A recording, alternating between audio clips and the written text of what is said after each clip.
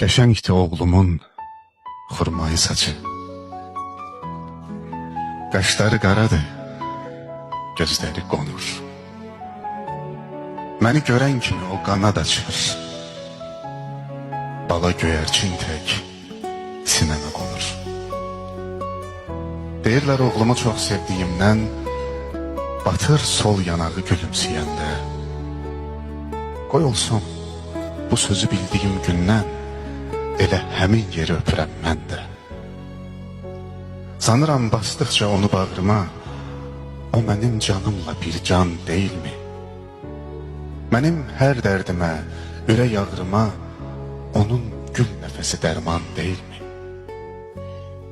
Əzizdir hamının mənə körpəsi, gözümün işığı özümünküdür. Elə ki eşitdim ağlamaq səsi, deyirəm ağlayan özümünküdür.